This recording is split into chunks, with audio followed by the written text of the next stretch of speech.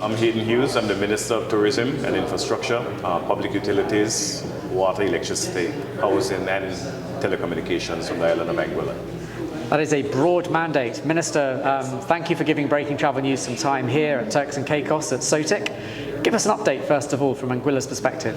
There's a lot of exciting things that happen in Anguilla. First and foremost, we redeveloped the entire city town center, which is the capital, the valley, in terms of new roads, beautification, and what have you. We have embarked on a program of rehabilitation of the island in terms of our infrastructure. We just opened recently our new brand spanking new Lloyd Point Ferry Terminal because 90% of our visitors still come via ocean. And I think we have the most beautiful and efficient ferry terminal anywhere in the Caribbean. That is one.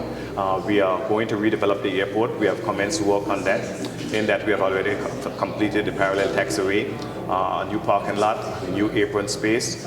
This month, October, we will start a new cargo facility at the airport, and in January 2022, we're going to be starting the construction of the most beautiful airport terminal the Caribbean has ever seen. So we're very excited about that. And then in the early part of 2025, we'll be starting the extension and expansion of the runway.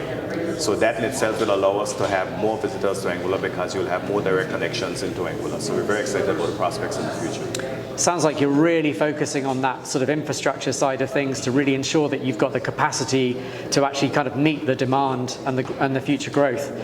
How does that sort of reflect in the conversations that you're having around air connectivity and physical kind of product on the island?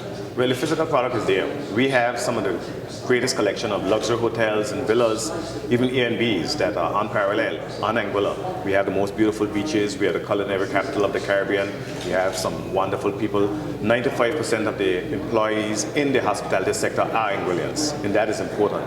We have the local aviation companies. We have all of the ferry boat operators in Anguilla are local. So in terms of local capacity, there's a lot of local involvement in the tourism economy, and that's what drives our economy.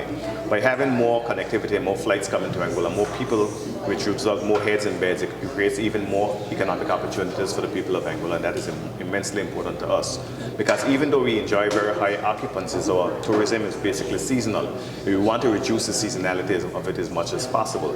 And we know that over the decades, a lot of persons have been saying we want to come to Anguilla, but it's kind of somewhat of a maze to get to Anguilla, especially if you're traveling out of the Caribbean.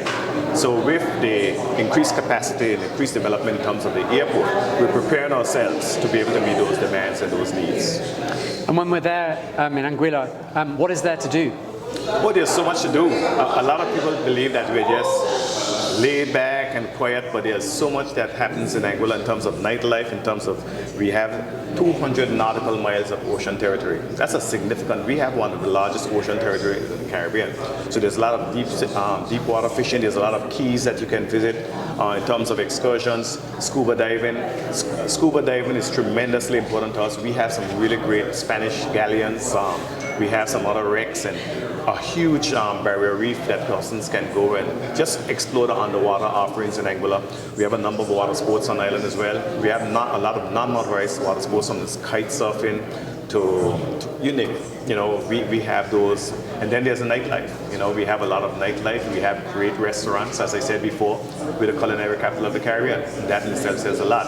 There's also ATV tours. There's so much that goes on in Anguilla that people who typically would book their first trip to Anguilla would not be aware of, or once they get on land, because we don't have any all-inclusives. There's no all-inclusives in Anguilla whatsoever. So when you come to Anguilla, you're encouraged to get out, walk around the island using a mini-moke, enjoy the beaches, or enjoy what is beyond the beaches. So there's so much that you can enjoy in Anguilla. You can take excursions, you can take a day trip to St. Bart's if you wish, you can take a day trip to Saba, Statia, or St. Martin. That is how close we are. We are no more than 15 minutes away from any of these islands. So while coming to Anguilla, you can enjoy so much more. It's really interesting that you talk about that sort of kind of Caribbean sort of kind of connectivity, I suppose, and obviously that's one of the themes here at SOTIC. What are you looking to get out of the conference this year?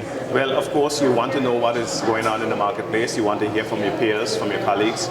You want to be able to forge partnerships, because a lot of us, we are the most tourism-dependent area in the world. And so you want to forge these partnerships. You want to see how you can increase connectivity between the islands. That is immensely important and has been a challenge for a very long time. So these are the things that you want to discuss, you want to meet about, you want to see how we can challenge the scourge of sargassum together, because that is something that has impacted us severely, and it has impacted us most over the last decade. We want to be able to see how we can deal with challenges that present themselves with us today. And of course, you know, aviation have gotten relatively expensive. So you want to have discussions about that and how we can move from island to island, because a lot of our travelers also come from the Caribbean. We would like to explore the different Caribbean islands as well. Minister, thank you so much for giving us your time today. Thank you. Thank you very much.